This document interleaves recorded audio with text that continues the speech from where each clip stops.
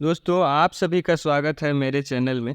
आज मैं फिर से एक नई स्टोरी लेके आया हूँ जिसका शीर्षक है द वुडन बाउल। आप देख सकते हैं ऊपर यहाँ पे इसका शीर्षक लिखा हुआ आपको दिख रहा होगा।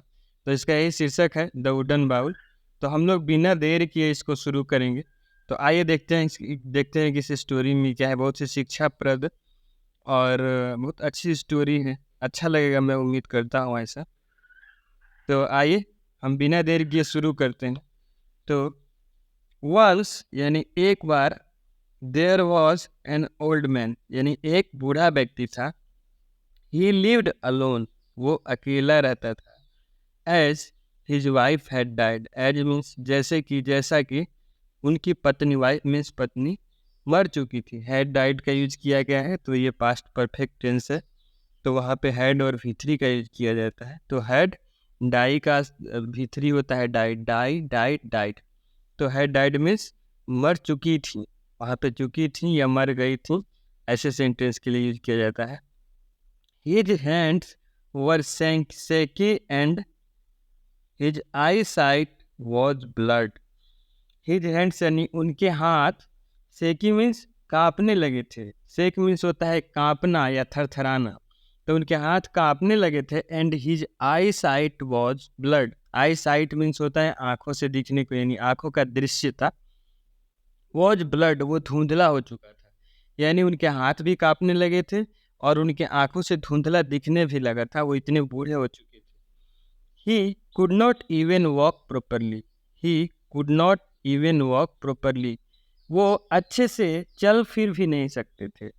कुड नॉट का यूज होता है जहाँ पे नहीं है। कुड का यूज होता है जहाँ सकता था, जिस सेंटेंस में ये बताना हो सकता था, सकते थे, सकती थी, तो वहाँ पे कुड का यूज किया जाता है। तो आप यहाँ देख सकते हैं कुड नॉट का यूज किया गया है, नॉट भी लगा, इसका मतलब नहीं सकते थे। इवन मतलब इतना भी, इवन का मतलब वहाँ यूज किया जाता है जिस सेंटेंस में इतना भी की बात हो रही हो, कि इतनी बात थी कि वो चल फिर भी नहीं सकते थे। Could not even walk properly यानी चल फिर टहल नहीं सकते थे। He was lonely and helpless, वो अकेले और असहाय थे। लोनली का मतलब होता है अकेला, अकेले होना, जिसका कोई नहीं होना, उसे लोनली बोलते हैं। और हेल्पलेस मीन्स होता है असहाय, जिसकी सहायता करने वाला कोई भी ना हो, उसे असहाय बोलते हैं। So he went to live with his son and his family. देखिए, सो ही वेंट टू, तो इसलिए, सो मीन्स इसलिए या तो, ही वेंट यानी वो गए, टू लिव मीन्स रहने के लिए, विद यानी के साथ, हिज सन यानी अपने पुत्र और अपनी परिवार के साथ। इसलिए वे चले गए अपनी परिवार के साथ और अपने बेटे के साथ रहने के लिए। इस सेंटेंस का ही मतलब हुआ। तो दोस्तों, हम लोग यहाँ पे सीखते हैं इंग्लिश रीडिंग भी सीखते हैं, प्रोनाउंसिएशन भी सीखते हैं। इसके अलावा ग्राउंड लेवल से इंग्लिश को सीखना समझना, ये सबसे अच्छा तरीका है कि आप इंग्लिश को प्रैक्टिस में लाएं, उसे स्टोरी के थ्रू, या आप कहीं न्यूज़पेपर पढ़ें, या फिर किसी से बातचीत करें, भले ही टूटी फूटी तरीके से, लेकिन बातचीत करें, कोशिश करें। उससे आपकी इंग्लिश में बिल्कुल सुधार होगी। डेली रोज़ की रोज़ाना आपको उसका असर देखने को मिलेगा। तो इसलिए इस आदत को बनाए रखिए। आप कहीं भी इस चीज़ का प्रैक्टिस कीजिए, लेकिन कीजिए, ये बहुत ज़रूरी है सीखने के लिए।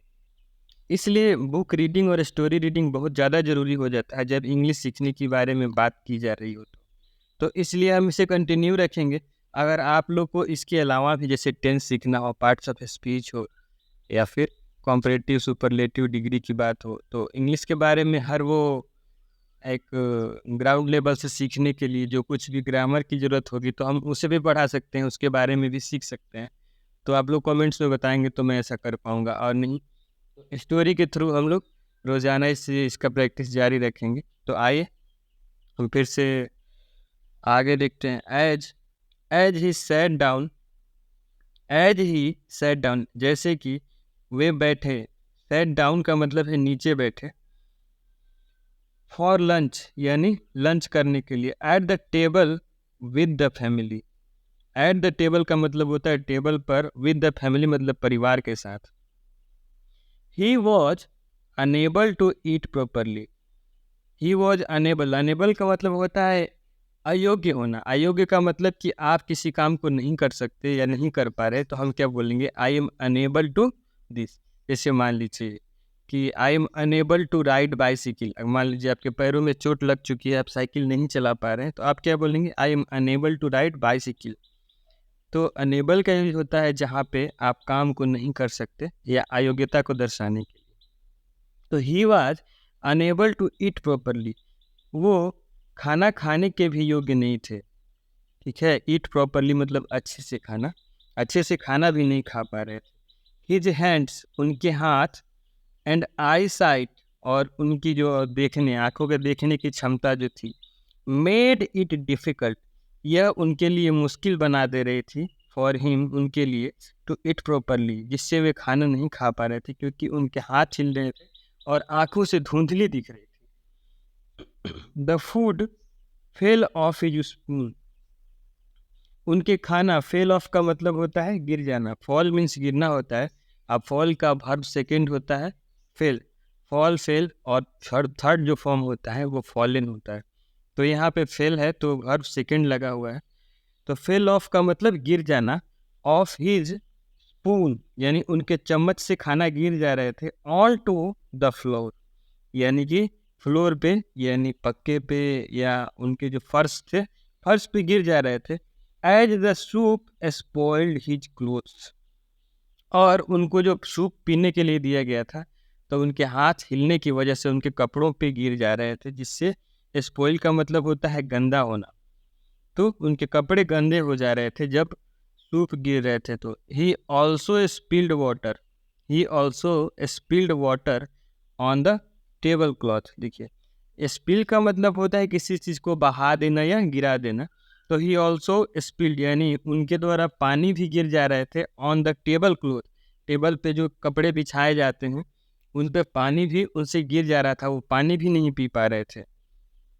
The son and his wife did not like this mess. देखिए, द सन यानी बेटा या पुत्र, एंड हिज वाइफ और उसकी पत्नी, did not like this mess, उन्होंने इस झंझट को पसंद नहीं किया। असल में वो लोग इसे झंझट समझते थे, तो उन्होंने इस झंझट को पसंद नहीं किया, उन्हें पसंद नहीं आया। लाइक मीन पसंद, डिड नॉट का यूज किया गया है, तो पास्ट इंडेफिनिट का निगेटिव सेंटेंस है ये, क्योंकि नॉट का यूज किया गया है, और डिड का यूज यानी डू का सेकंड फॉर्म है, जिसमें यूज किया जाता है अगर नकारात्मक सेंटेंस हो तब के लिए।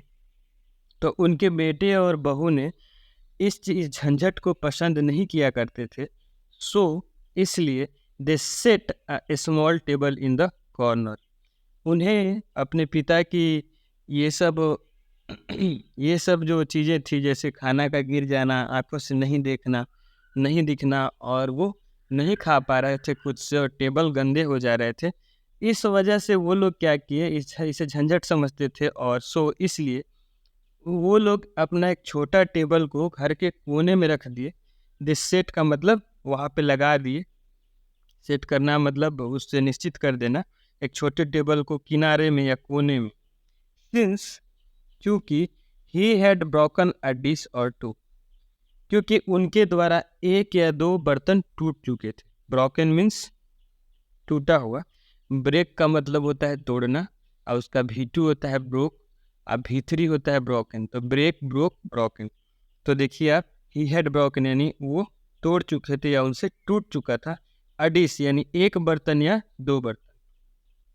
His food was served in a wooden bowl, उनसे बर्तन टूट जाते थे, इस वजह से क्या कि इनके बेटे और बहू, हिज फूड वॉज सर्व, तब उनका खाना दिया जाने लगा। सर्व का मतलब सेवा करना या फिर दिया जाना, उनको परोसा जाना, इन अ वुडन बाउल यानी एक लकड़ी के जो वो कटोरे में, लकड़ी के कटोरे में, वुडन बाउल मीन्स लकड़ी के कटोरे में उनको खाना दिया जाने लगा।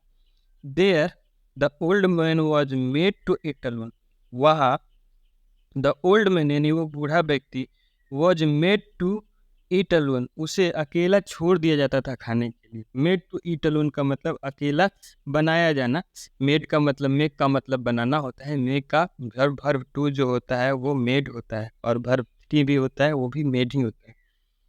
तो उसे बनाया गया, उन्हें अकेला कर दिया गया खाने के टाइम। देयरफॉर, इसलिए meal times were not happy for him, इसलिए मील टाइम का मतलब लंच या खाना खाने का जो समय होता है उसे मील टाइम बोलते हैं। तो इसलिए खाना खाने का समय के समय वो खुश नहीं हो पाते थे, खुश नहीं रह पाते थे। वर not happy with for him, उनके लिए खुशी का क्षण नहीं हुआ करता था। अब आगे देखते हैं। The 4-year gold grandson watched everything in silence. उनका 4 साल का जो पोता था, ओल्ड, जब 4 year ओल्ड मीन्स 4 साल पुराना, या 4 साल का, ग्रैंडसन मीन्स पोता, वॉच्ड वो देखा करता था, एवरीथिंग यानी सारी चीज़ों को, इन साइलेंस मतलब वो चुपचाप। 4 साल का उनका पोता ये सारी चीज़ें चुपचाप देखा करता था। वन डे यानी एक दिन, he was searching for something from a stack of food. एक दिन ही वॉज सर्चिंग यानी वो ढूंढ रहा था, सर्च मीन्स ढूंढना, फॉर समथिंग यानी किसी चीज़ को ढूंढ रहा था, from a stack. Stack means मतलब ढेर सारी चीज़ें सजा के रखी जाती हैं तो उन्हें स्टैक बोला जाता है। स्टैक का मतलब एक पर एक किसी चीज़ को रखना। स्टैक ऑफ वुड यानी लकड़ी के गट्ठरों में। स्टैक का मतलब आप गट्ठर समझ सकते हैं, तो लकड़ी के गट्ठरों में वो कुछ ढूंढ रहा था।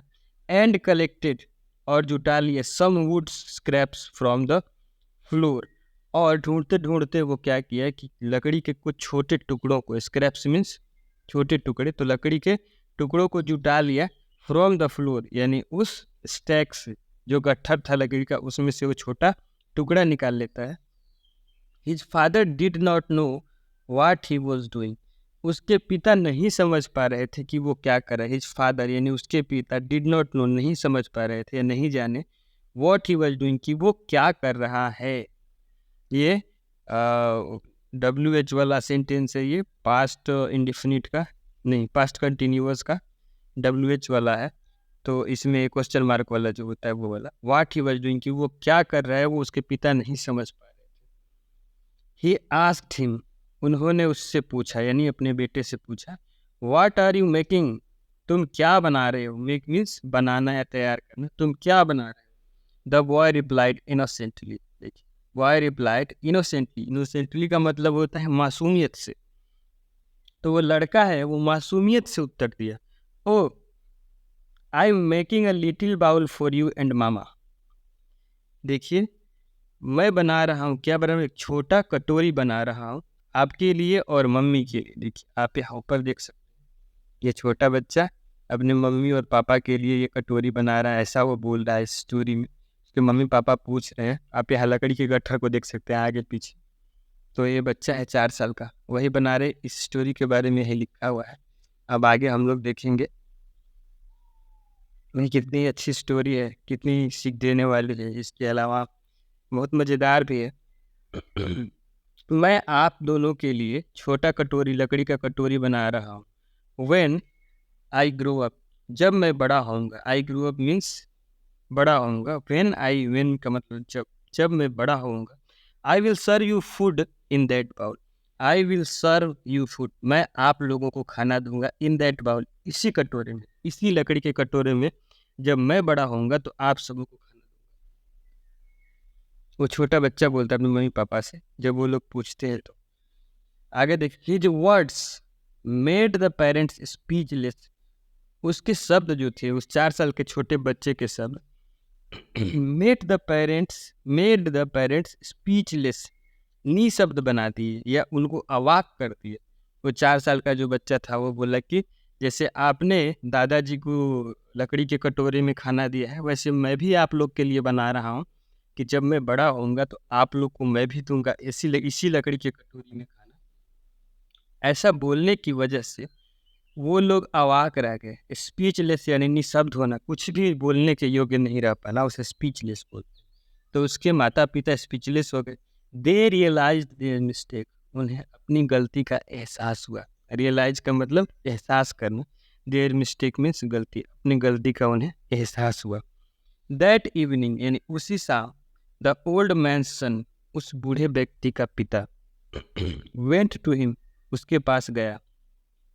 ही हेल्ड हिज हैंड, अब उस बूढ़े व्यक्ति का जो बेटा था उसने उस बूढ़े व्यक्ति का हाथ पकड़ा। हेल्ड मीन्स पकड़ना, हिज हैंड मीन्स उनका हाथ। And gently made him sit at the family table. Gently means होता है बहुत बहुत ही कोमलता से, बहुत आराम से, अच्छे से पकड़ के, बहुत कंजर्वेटिव वे में, बहुत ही अच्छे ढंग से पकड़ के ले गए। ही हेल्ड हिज हैंड, उनका हाथ पकड़े, and gently made him sit, और बहुत ही अच्छे ढंग से पकड़ के उन्हें सिट एट फैमिली टेबल, अपने फैमिली टेबल यानी परिवार जिसपे डाइनिंग टेबल बोलते हैं, जिसपे सब लोग साथ में खाना खाते हैं, उसके हेड के चेयर पे बैठा दिए। The son remembered his childhood days, जो उनका पुत्र था, बूढ़े व्यक्ति का पुत्र या बेटा, द सन रिमेंबर, वो याद किया। रिमेंबर मीन्स स्मरण करना या बीते दिनों को याद करना। तो सन रिमेंबर्ड यानी याद किया, हिज चाइल्डहुड डेज, अपनी बचपन की बातों को याद किया। व्हेन, जब, ही स्पिल्ड ऑन द टेबल, जब वो पानी टेबल पे गिरा दिया करता था। और व्हेन, और जब, food fell all to the floor, जब वो खुद ही बच्चे थे तो खाना को फर्श पे गिरा दिया करते थे, कभी पानी को टेबल पे गिरा दिया करते थे। नो वन स्कॉल्डेड हिम, किसी ने भी उन्हें नहीं डांटा। और आस्क्ड हिम, ना ही उनसे पूछा। टू सिट सेपरेटली, ना ही अलग किया उन्हें। He looked after his father, उन्होंने अपने पिता की देख रेख शुरू कर दी। वेल, बहुत अच्छे से देख रेख शुरू कर दी। फ्रॉम दैट डे ऑन, उस दिन के बाद से। फ्रॉम दैट डे ऑन का मतलब उस दिन के बाद से। ही लुक्ड आफ्टर का मतलब होता है नज़र रखना, किसी चीज़ पे उसकी बेहतरी के लिए नज़र रखना, उसे लुक आफ्टर बोलते हैं। तो अपने पिता का वो ध्यान रखने लगे उस दिन से बहुत अच्छी तरीके से, और उस दिन के आगे से उन्होंने हमेशा ध्यान रखना जारी रखा। तो आप बताइएगा स्टोरी कैसी लगी। ये स्टोरी बहुत ही सीख देने वाली थी, हमारे जनरेशन के लिए भी, छोटे बच्चों के लिए भी, या फिर जो बड़े हो गए हैं उनके लिए। तो आप स्टोरी को लाइक कर सकते हैं अगर आपको अच्छी लगी हो। अच्छी नहीं लगी हो तो आप मुझे कमेंट सेक्शन में बता सकते हैं कि इसमें क्या इम्प्रूवमेंट की ज़रूरत है, मैं और क्या कर सकता हूँ अच्छा लगने के लिए इस स्टोरी को। तो चलिए, चैनल अगर अच्छा लगे तो सब्सक्राइब कर लीजिएगा। मैं फिर से ऐसी वीडियो लेके आऊँगा तो वहाँ पर हम लोग फिर से मिल सकते हैं। वीडियो देखने के लिए बहुत बहुत धन्यवाद। मिलते हैं फिर किसी अगले वीडियो में।